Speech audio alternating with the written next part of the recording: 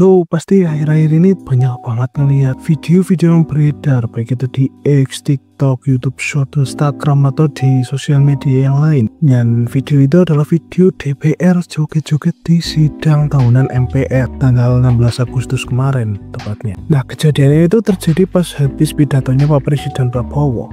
Mereka tuh asik pada joget pakai lagu apa ya, gua lupa namanya lah. Intinya dalam acara itu mereka tuh pada rame banget joget-joget gitu, kayak dia acara resmi yang kelihatan santai gitu. Tapi yang jadi perhatian di sini justru ekspresinya Mas Wapres Gibran yang diem aja sih sebenarnya dengan muka datarnya dan gak ikut bergerak apapun. Tapi banyak banget orang yang mengartikan bahwa tatapan Gibran ini kayak mewakili rakyat banget gitu, mewakili perasaan rakyat yang udah pada capek sama ulahnya DPR. Tapi nggak cuma itu doang, nggak cuma soal joget-joget doang, ada lagi kabar soal tunjangan DPR yang naik bahkan sampai tembus 100 juta per bulan gajinya, bre. Dan pas ditanya media malah blunder aja, entah lelet atau gimana gue juga nggak tahu. Tapi yang jelas di video kali ini gue bakal ngobrol santai ngomongin tentang ini semua dan apa sih artinya ini buat kita. Dan gue gitu ya sebagai rakyat jelata, gue ngerasa gitu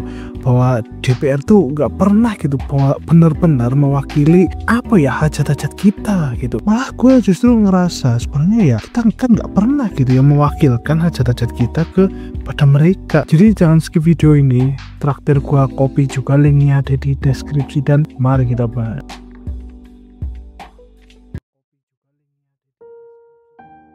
Jadi tuh ceritanya begini, sidang tahunan MPR kemarin, momen yang sebenarnya penting banget dan kesempatan yang penting banget gitu kan buat ngebahas rencana besar soal Indonesia Emas tahun 2045 katanya gitu. Harusnya kan fokus gitu kan, habis pidato DPR malah pada joget-joget bareng coba. Gerakannya sederhana sih, tapi ya benar-benar jadi sorotan lah. Salah satu anggota DPR juga bilang ini cuma ungkapan syukur spontan setelah sidang selesai, gak ada maksud lain. Ya syukur kan bisa dengan berdoa harusnya ya, break, gak perlu joget lah. Tapi ya memang gitu, di media sosial orang pada heboh video ini, bahkan udah ditonton jutaan kali teman-teman. Dan banyak juga yang komen bahwa definisi bersenang-senang di atas penderitaan orang lain. Bener juga sih kalau dipikir-pikir. Tapi ya memang ini bukan pertama kalinya DPR kelihatan santai di sidang-sidang atau acara-acara pentingnya gini. Tapi menurut gua kali ini tuh kelewat gitu, terekam jelas lah. Jadi orang pada mikir gitu akhirnya. Tapi seperti yang gue bilang tadi, justru yang ngebikin rame itu bukan cuma joget-jogetnya aja, tapi sorotan para netizen atau orang-orang kepada tatapannya Mas Wapres, Mas Gibran. Ya padahal dia cuma diem aja dengan muka datarnya yang setelan atau default pabrik gitu, nggak joget juga dan nggak senyum juga, bahkan nggak berekspresi apapun. Tapi netizen bilang bahwa ekspresinya itu seolah-olah benar-benar mewakili perasaan rakyat. Ya walaupun sebenarnya Pak Gibran sendiri udah klarifikasi ya bahwa itu cuma muka biasa aja, gak ada maksud apapun atau maksud gimana-gimana. Tapi gue nggak percaya begitu aja dong. Dan gue rasa juga ada sesuatu lah di balik tatapannya itu. Mungkin emang benar-benar geram atau udah emosi berlebihan atau gimana. Tapi orang pada mikir, menurut gua tatapan Gibran itu mungkin emang nggak ada emosi gitu lah atau apapun. Tapi ya tentu saja gue juga nggak percaya gitu, nggak percaya begitu aja. Emang ya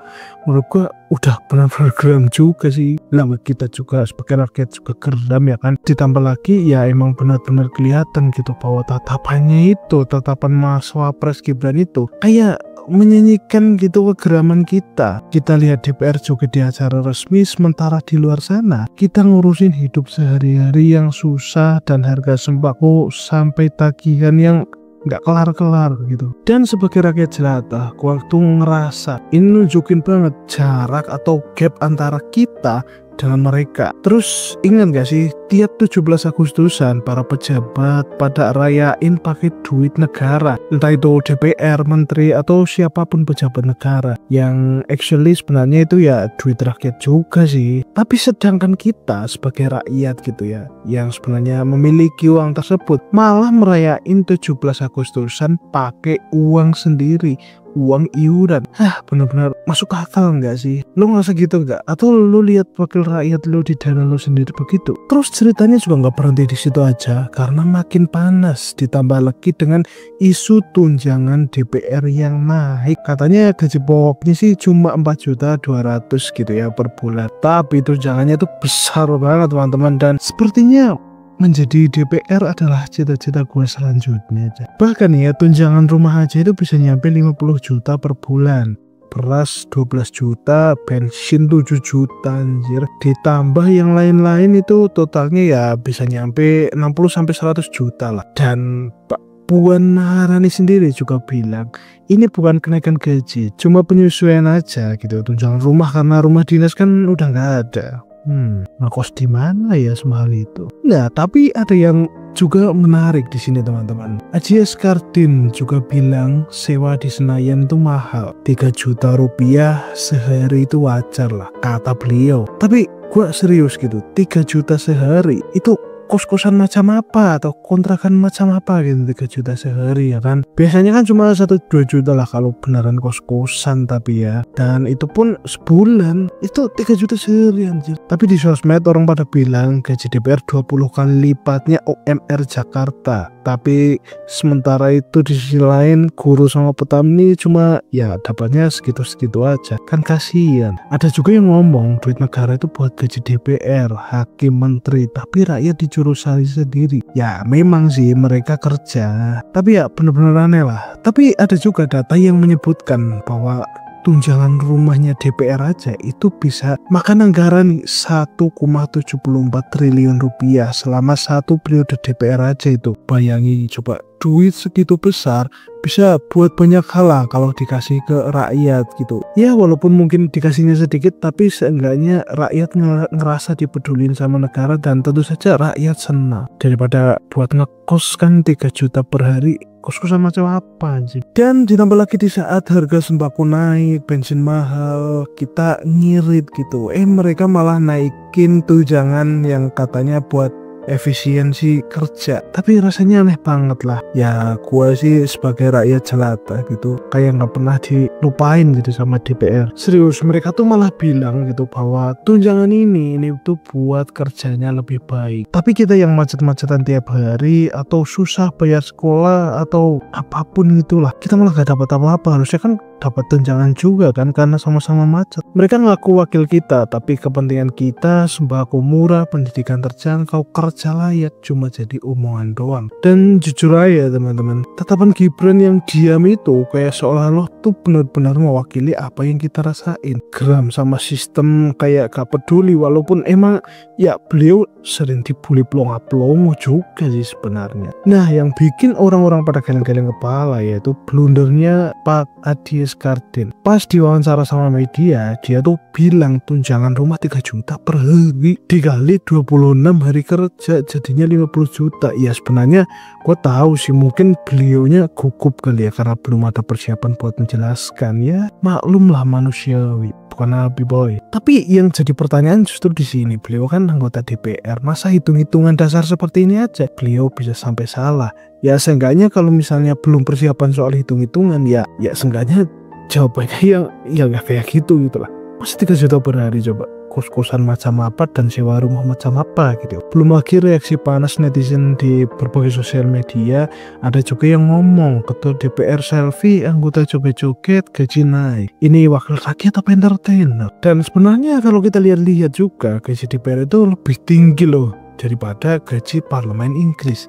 Tapi kinerjanya tuh jauh-jauh di bawah itu. Dan ada satu hal yang menarik gitu dari salah satu anggotanya DPR, Nafa Urbah, coba membela diri dengan bilang Jakarta macet bikin tunjangan jadi wajar. Tapi ada juga orang yang balas, kita juga macet-macetan, mana tunjangannya? Dan masuk akal juga sih konsep attack-nya ya kan. Nah bahkan ada yang bilang juga bahwa gaji DPR, khususnya DPR kita, itu lebih gede dari gaji DPR di negara maju kayak negara Amerika. Padahal biaya hidupnya ya di sana lebih mahal sih sebenarnya. Tapi serius, ini tuh bikin orang-orang tuh benar-benar mikir keras dan mikir ulang soal mereka gitu, soal DPR ini. Dan menurut gua opini lain soal Gibran yang diam di sidang itu ya kayak benar-benar mewakili sih menurut gua. Dan kita lihatlah DPR tuh blunder di wawancara, naikin tunjangan, tapi gak peka sama rakyat yang lagi susah. Sebagai rakyat jelata gue juga ngerasa gitu lah, DPR ini tuh kayak jauh banget dari kita. Mereka bilang mewakili kita, tapi ya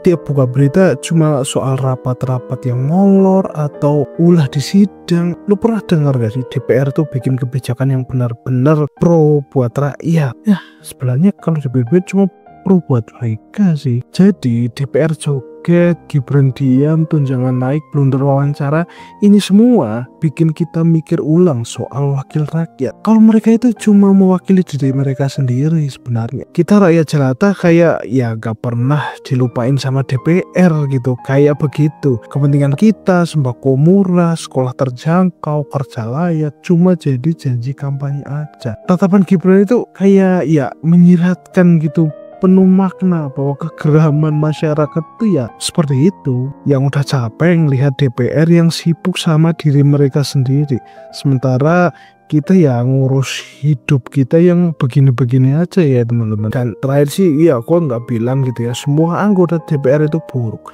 tapi momen kayak gini nunjukin jarak yang jauh, gap yang jauh antara kita dengan DPR gitu. Lo pernah ngerasa gak DPR beneran perjuangin lo? Atau cuma bikin lo geleng-geleng kepala tiap buka berita? Tulis pendapat kalian di kolom komentar di bawah. Boleh saran, pendapat, ataupun debat gue juga boleh di kolom komentar di bawah. Oke, mungkin itu aja yang pengen gue sampaikan di video kali ini. Jangan lupa like, comment, dan subscribe. Dan sampai jumpa di video berikutnya. Ngomong-ngomong udah lama banget ya nggak buat video ya teman-teman.